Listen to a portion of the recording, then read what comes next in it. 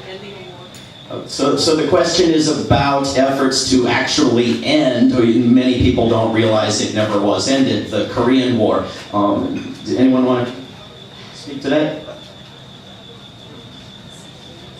Well, I would just suggest that we have to, in terms of this country, we have to start with building the understanding that it wasn't ended, and that the U.S. military has been occupying and has been in command control of the South Korean military ever since, and has been preventing the reunification of a country that was destroyed for the accomplishment of absolutely nothing. I'm sure when we hit a big anniversary, they're going to beautify and glorify the Korean War, as they're doing with World War I in England now, and they're doing with Vietnam here.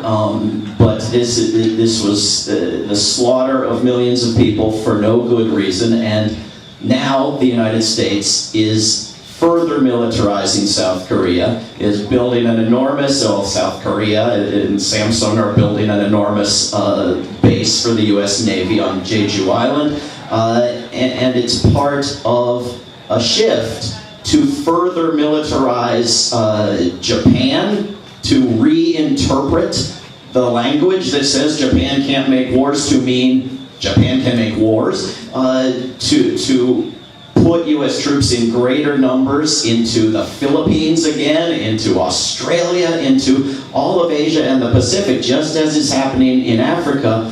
And this is happening under the Nobel Peace Prize constitutional lawyer president. And it does not get enough notice, it does not get enough pushback. There is an effort to remilitarize Costa Rica, which abandoned its military and put it in a museum right after World War II. So these are the kind of efforts we have to be focused on, because if we just wait, as Andy was saying, until there's a bright shiny object and somebody's getting bombed, we're not going to stop the wars we can stop if we face down the militarism in Korea, in Japan, in Costa Rica, as a cultural shift is happening, because war is a cultural choice. It's not imposed on us by external factors or our genes or human nature or economics or anything else.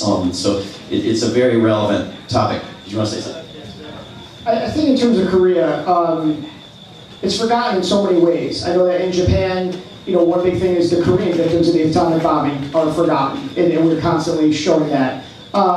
Even in my own teaching in U.S. history with my students, you have World War II, you have Vietnam, what's in the middle, the one that's forgotten. It's also, when students look today and they see the situation of the leadership in North Korea, it's very easy, because one is so bad to automatically assume the other is okay, right? So we do that as well.